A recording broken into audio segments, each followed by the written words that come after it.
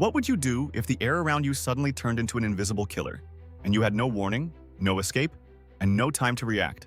This is exactly what happened one terrifying night at a remote body of water in Cameroon, when a silent cloud rolled across villages and wiped out more than 1,700 people in just a few minutes. The event is so shocking, so unnatural, that even today many people have never heard the full story of how an ordinary-looking lake suddenly turned into one of the deadliest natural disasters in human history. And the truth behind what caused it is even stranger, more chilling, and more dangerous than you think. Lake Nyos was calm, quiet, and isolated. It looked peaceful, surrounded by hills and green land, but deep beneath its surface, something deadly was building, something no one living near the lake knew existed. For generations, people lived around Lake Nyos without fear, using the area for farming, grazing animals, and everyday life. The lake was simply part of the environment, nothing more. But hidden in its depths was a massive concentration of carbon dioxide, trapped like a ticking time bomb. This wasn't normal carbon dioxide floating harmlessly in the air. This was highly pressurized CO2, dissolved deep in the water, held down by cold temperatures and enormous weight from the lake above. And all it needed was the smallest disturbance to explode upward. On the night of August 21st, 1986, that disturbance finally happened.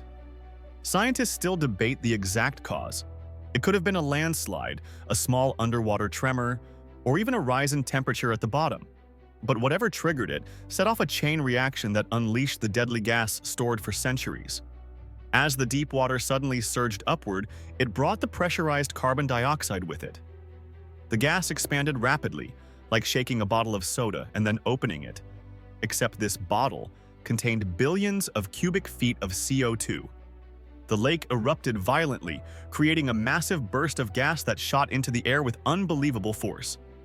The explosion itself wasn't the deadliest part, the real horror came next.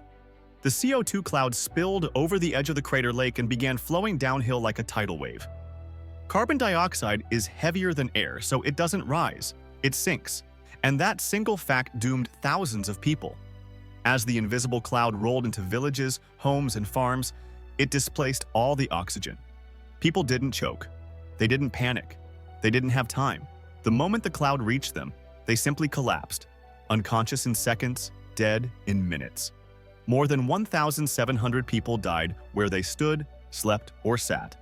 Entire families were found motionless in their beds. Livestock, birds, and wildlife were wiped out instantly. Within a radius of almost 25 kilometers, nearly every breathing creature suffocated without a sound. Survivors described waking up surrounded by bodies, with absolutely no idea what had happened. Some who were sleeping on slightly elevated ground lived because the gas flowed low across the valley. Others survived only because wind patterns shifted at the right moment. People who regained consciousness reported burning eyes, headaches, weakness, and confusion. But the true horror came when they saw that everyone around them was dead.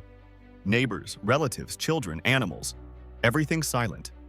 There were no gunshots, no fire, no attackers, just stillness. Authorities were baffled at first. Some people suspected a chemical spill or even a supernatural event. But scientists quickly realized Lake Nyos was sitting on top of a volcanic pocket that continuously leaked CO2 into the deep water. Over years, the lake absorbed more and more of this gas until it reached a critical load. When the trigger occurred, the lake essentially burped out centuries of accumulated gas in one violent, deadly burst. This phenomenon is known as a limnic eruption, and before Lake Nyos, no one thought it could actually happen on such a large and deadly scale. It was like witnessing a disaster no one even knew was possible. When researchers finally measured the gas levels after the eruption, they found that nearly a cubic kilometer of CO2 had been released in that single event.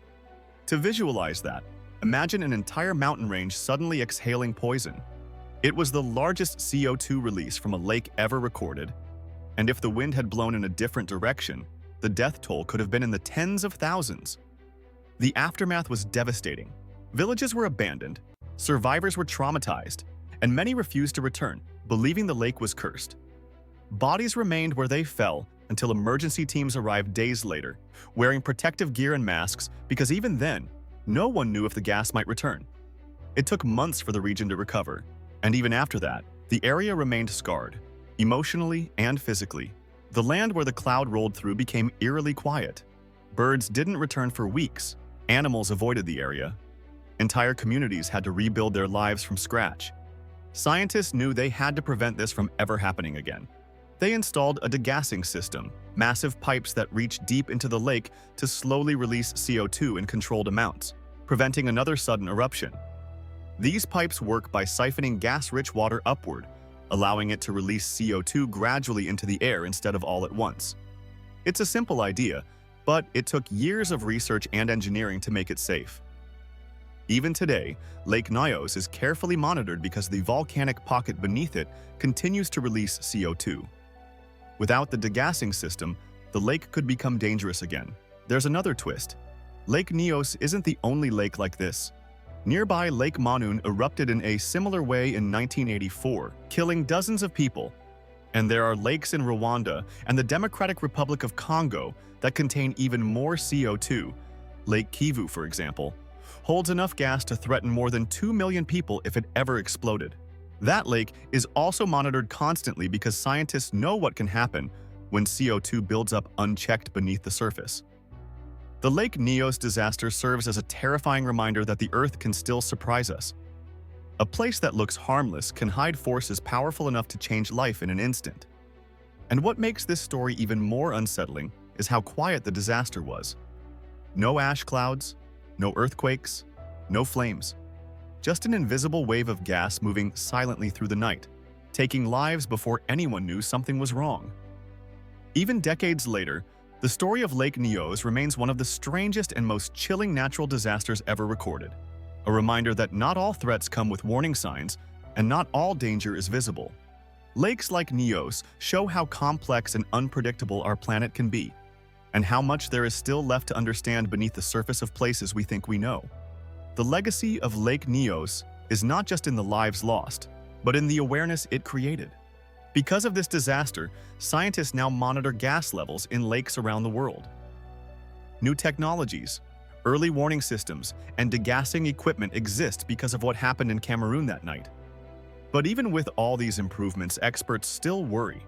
CO2 continues to seep into Lake Nyos from below, and the dam holding the lake's water, formed naturally from volcanic rock, is weakening with time.